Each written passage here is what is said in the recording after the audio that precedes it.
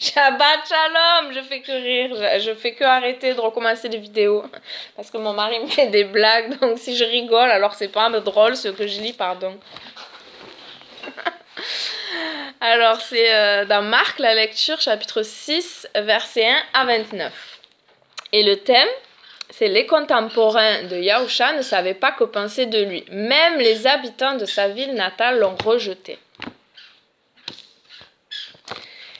Yahusha partit de là et se rendit dans la région de son enfance, et ses talmidim le suivirent.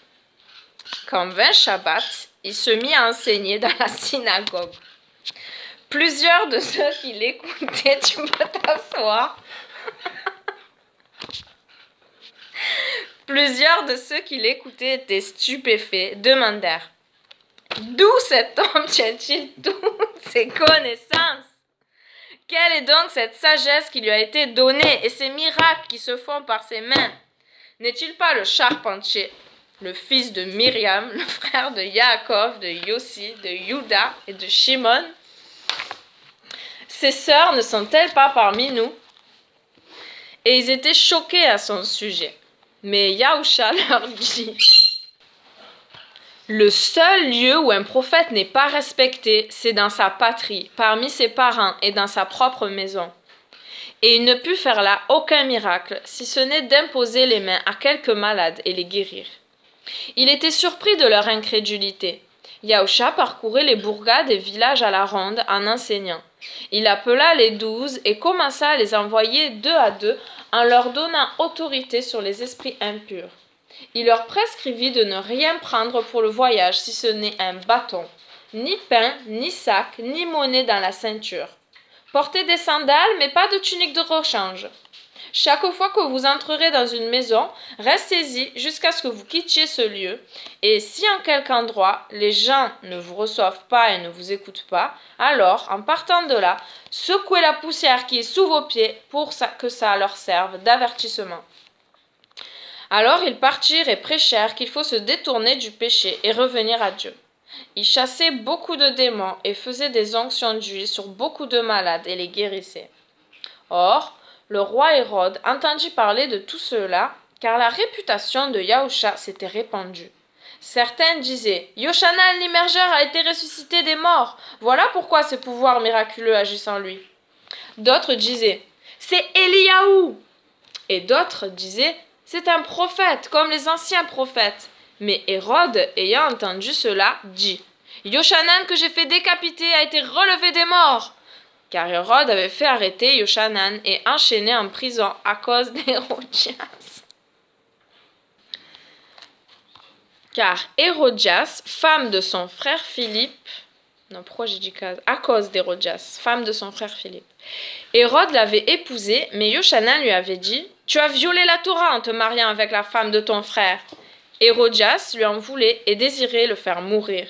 Mais ça ne lui était pas possible, parce qu'Hérode redoutait Yochanan et le protégeait, sachant qu'il était un sadique, injuste, un homme saint.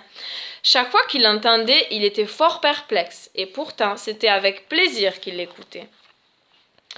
Or, l'occasion finit par se présenter. Le jour de son anniversaire, Hérode donna un banquet pour ceux de sa cour, les officiers et les hommes importants de la région de la Galile.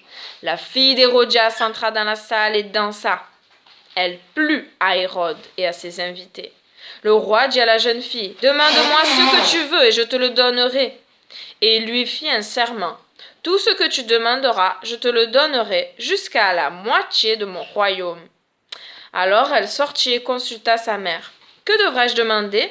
Sa mère répondit « La tête de Yochanan l'immergeur. » Vite, la fille retourna auprès du roi et lui fit cette demande. « Je veux que tu me donnes tout de suite la tête de Yochanan l'immergeur sur un plateau. » Hérode fut consterné. Cependant, à cause des serments qu'il avait faits devant ses invités, il ne voulut pas manquer à sa parole.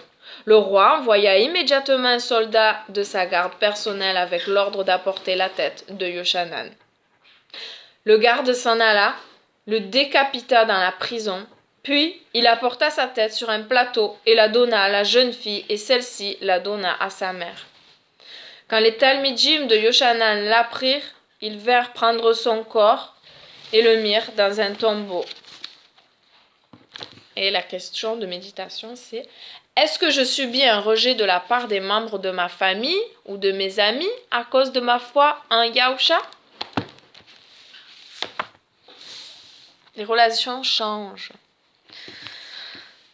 lorsque nous nous tournons vers Yahusha avec nos familles et nos amis. Merci Seigneur de toucher le cœur de nos familles, de nos amis qui ne nous comprennent pas, Seigneur. Merci de te révéler davantage à eux, Seigneur. Comme tu nous as fait grâce à nous-mêmes, Seigneur, tu nous as montré le chemin, tu nous as ouvert les yeux. Nous ne sommes pas du tout plus forts que les autres, c'est uniquement par ta grâce.